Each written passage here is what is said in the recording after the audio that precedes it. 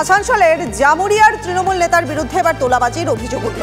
ECL এর বরাতপ্রাপ্ত সংস্থার থেকে তোলাবাজির অভিযোগ পূর্ত কর্মাধ্যক্ষ উদীপ সিং এর বিরুদ্ধে জামুরিয়া থানায় অভিযোগ দায়ের করা হয়েছে। চালকদের মারধরের পর গাড়ি পিছু ৫,০০০ টাকা তোলা চাওয়ার অভিযোগ অস্বীকার পূর্ত কর্মাধ্যক্ষের। উদীপের বিরুদ্ধে মারধর এবং তোলা চাওয়ার অভিযোগ তুলেছেন ইসিএল এর কাছে বরাত পাওয়া একটি বেসরকারি সংস্থার কর্ণধার অসীম চক্রবর্তী। পাল্টা মানহানির মামলার হুঁশিয়ারি। তোলাবাজির অভিযোগে জামুরিয়ায় তরজা এবার তুঙ্গে। অভিযোগ নয়, এটা সত্য ঘটনা। 28 তারিখে যে ঝামেলাটা হয়েছিল, যেভাবে উদীপ সিং আমার গাড়ির ড্রাইভারদের সাথে যেভাবে মারধর শুরু করেছিল, যদি জামুরিয়া থানা এবং নিউকেদা ফাঁড়ি এই পুলিশ যদি আমাদেরকে সহযোগিতা না করতো, তাহলে জানি না সেদিন একটা কী ঘটনা ঘটতো। হয়তো ড্রাইভারদেরকে মেলে ওই খাদানে ফেলে দিত, এরকম একটা ঘটনা। এটা সত্যি, এটা আমরা সর্বই সত্যি। অসম্ভব, আমরা এইভাবে ব্যবসা করতে পারবো না। আমরা তাহলে আমাদেরকে এই পশ্চিমবঙ্গ ছেড়ে চলে যেতে হবে। প্ল্যান্ট পুরোপুরি কাজ বন্ধ আছে, ভয়ে আমরা ওনার ভয়ে, উদীপ সিংয়ের ভয়ে আমার প্ল্যান্টের কোনো ড্রাইভার আসছে না, কেউ কাজ করতে চাইছে না, এবং আমি নিজেও আতঙ্কে আছি। আমাদের লোককে মিথ্যা মামলা করার পর যদি অ্যারেস্ট করে জেলে ঢুকানো হয়, তার প্রতিবাদে আজকে আমাদের এই প্রেস মিট এবং দলের কাছে জানানো সত্ত্বেও আমার কোনো উত্তরটা পাইনি। আমি একটা জিনিস বুঝতে পারছি না যে উনি পাবলিক সার্ভেন্ট নাকি ওই আহম কনসালটেন্ট প্রাইভেট লিমিটেডের সার্ভেন্ট। ব্লক প্রেসিডেন্টের কাছে আমরা এটা নিয়ে বিচার চাইতে যাব। উনি যদি সঠিক বিচার, আমাদেরকে সঠিক আশ্বাসন যদি না দিতে পারেন, তাহলে শুধু আমি নয়, আমার পঞ্চায়েত প্রধান, উপপ্রধান, সদস্য, পঞ্চায়েত সমিতি সদস্য, আমি নিজেই পূর্ত কর্মাধ্যক্ষ সহ রসিয়া অঞ্চল কমিটির প্রত্যেকটি বুথ কমিটির প্রত্যেকটি প্রেসিডেন্ট, বুথ কমিটির প্রত্যেকটি লোক, আমরা সবাই কিন্তু পদত্যাগ করছি।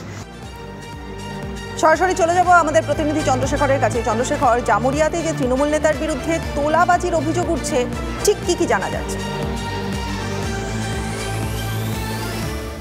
দেখো, তুমি দেখতে পাচ্ছ যে তোলাবাজির অভিযোগ উঠছে। অন্যদিক দিয়ে ইসিএল মানে কেন্দ্রীয় সংস্থা ইসিএল, তার ঠিকা সংস্থা এবং যারা মারধর খেয়েছে তারা অভিযোগ যেমন থানাতে করেছে, তার পাশাপাশি আবার থানা মিথ্যা মামলা সাজাচ্ছে বলে জামুরিয়া যা পঞ্চায়েতের যে সমস্ত তৃণমূল নেতাদের একাংশ রয়েছে তারা অভিযোগ করছে।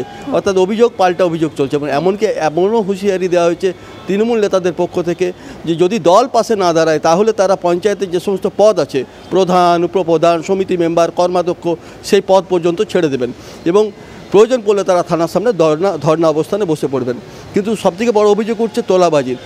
মুখ্যমন্ত্রী মমতা বন্দ্যোপাধ্যায় ঠিক যেদিন নবান্ন থেকে ঘোষণা করলেন কোনো রকম অবৈধ কাজ বরদাস্ত করা হবে না, হকার উচ্ছেদ হবে পুরসভা এলাকাগুলির জন্য তিনি বলেছিলেন, হঠাৎ করে দেখা গেল জামুরিয়ার পঞ্চায়েত এলাকা অতি সক্রিয় উঠল। বিশেষ করে পড়াশিয়া এলাকার এই পঞ্চায়েত এলাকা, যেখানে পূর্ত কর্মাধ্যক্ষ তার নেতৃত্বে, উদীপ সিংয়ের নেতৃত্বে হঠাৎ করেই যে এলাকায় বালির গাড়ি যায়, যে এলাকায় কয়লার গাড়ি যায়, যে এলাকায় মাটির গাড়ি যায়, সেগুলোকে আটকে পুলিশের হাতে তুলে দেওয়া হলো।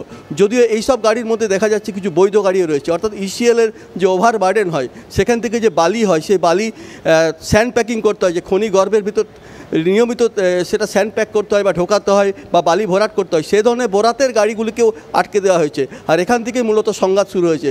অর্থাৎ বেশ কিছু অবৈধ গাড়ির সঙ্গে সঙ্গে বৈধ গাড়িকেও ধরে ফেলা হয়েছে এবং ইসিএলের পক্ষ থেকে, ঠিকা সংস্থার পক্ষ থেকে অভিযোগ করা হচ্ছে যে এই যে অভিযান হচ্ছে, অভিযান নামমাত্র অভিযান, এর পেছনে রয়েছে তোলাবাজি।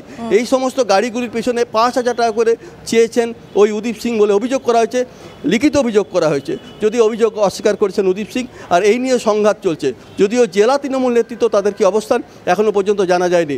সেখানকার বিধায়ক হরেরাম সিং তিনি বলছেন যে বিষয়টি তা জানা নেই, তিনি খোঁজ নিয়ে দেখবেন। কিন্তু ইতিমধ্যেই কিন্তু চরম উঠেছে গন্ডগোল দুটো পক্ষের মধ্যে দিয়ে। একদিকে পঞ্চায়েত সমিতির মেম্বার, তার মানে তোলাবাজির অভিযোগ নিয়ে জামুরিয়ায় কিন্তু তরজা এখন তুঙ্গে উঠেছে। ঠিক আছে, উনি বলেছেন, তো আমি তো বলছি কি আমি ইনকোয়ারি করব, জামুরিয়া ওসির সঙ্গে কথা করব, কী ব্যাপার আছে আমি পুরো ব্যাপারটা জানি না, ইনকোয়ারি করে আপনাদেরকে বলবো। দিককে সিদ্ধান্ত নিতে হবে, সে মাথা উঁচু করে বাঁচবে না আত্মসমর্পণ করবে। যদি মাথা উঁচু করে বাঁচতে হয়, তাহলে তৃণমূল কংগ্রেসের থেকে মাথা উঁচু করে বাঁচা যাবে না। তৃণমূল কংগ্রেসের থেকে যদি কেউ মাথা উঁচু করে বাঁচার চেষ্টা করে, তার বিরুদ্ধে একটা কেন 50টা মামলা হতে পারে।